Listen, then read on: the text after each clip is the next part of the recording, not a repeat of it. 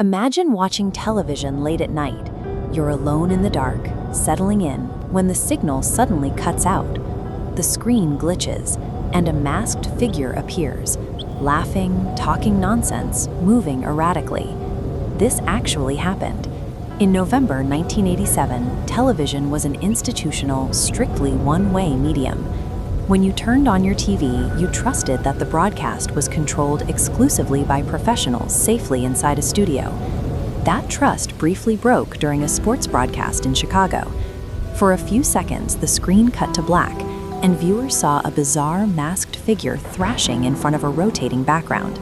The picture snapped back almost instantly, leaving most people to write it off as a simple glitch. They were wrong. Later that night, a second major station was hit. But this time, the hijacker didn't let go. They took complete control of the live feed for over a minute.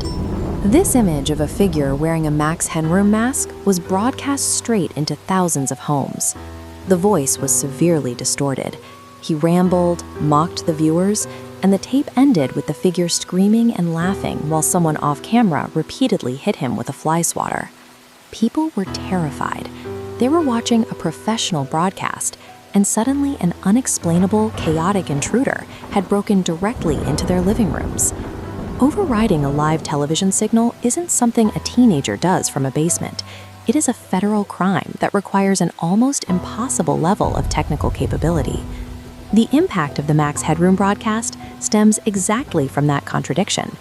Someone managed to rip away the safety of a heavily regulated system and replace it with pure, disturbing chaos. To understand how this was done, we have to look past the living room and examine the massive infrastructure of 1980s television stations. The hijacker used a method called signal overpowering. If you want to hijack a broadcast, you have to blast your own microwave signal directly at the main transmitter tower, and your signal has to be significantly stronger than the one coming from the TV station. Normally, a broadcast signal travels continuously from the studio's transmitter up to the receivers on a downtown tower.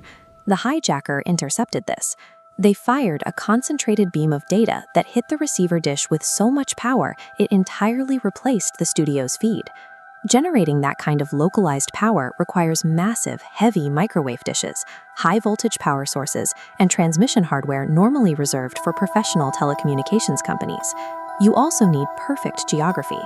The hijacker had to deploy this massive equipment in a location with an absolutely unobstructed line of sight to specific receivers positioned high above the Chicago skyline. This means the intruder possessed immense technical skill, professional-grade equipment, and exact timing.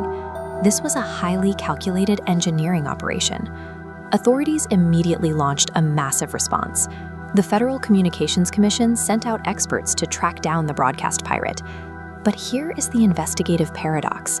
Despite the fact that the hijacker had to use highly visible, heavy equipment right in the middle of a major city, investigators found zero physical evidence.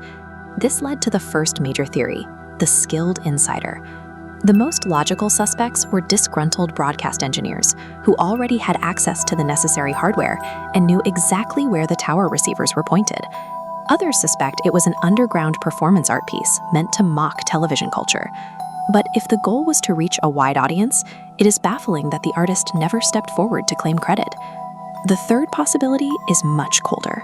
Researchers believe the hijacker acted simply to test the limits, proving they could seize control of a major city's primary communication channels at will and disappear without a trace. Decades later, the case remains completely open. No arrests have ever been made, and we still don't know who was wearing the mask. Without a name, a clear motive, or any physical evidence, a technical broadcast crime morphed into a psychological mystery that still haunts the industry. Because it happened before the internet, and because no one was ever caught, that raw, distorted recording mutated into a widespread urban legend. Which raises a modern-day question. With today's technology, could someone pull off a broadcast hijack tonight? This side-by-side comparison shows why that's virtually impossible. In 1987, television relied on a vulnerable, continuous analog wave. Today, broadcast signals are transmitted as locked, encrypted, and packaged digital data sequences. You cannot overpower a modern digital signal with sheer volume. The specific analog method used in Chicago is now entirely obsolete, yet watching the footage today remains unsettling. It is a record of a moment when the most secure systems of the era were bypassed, forcing a city to watch a stranger perform without any way to stop them. The Max Headroom hijack endures because it is an unrepeatable ghost story of the analog era, a flawless crime where a phantom broke into the airwaves, terrified millions, and vanished forever. Some stories should never be uncovered.